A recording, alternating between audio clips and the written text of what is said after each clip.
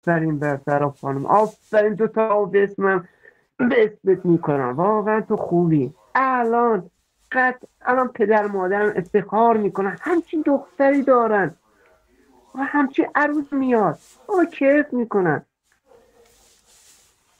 چی بگم؟ با این حرفات فقط داغ دلمو تازه کردی.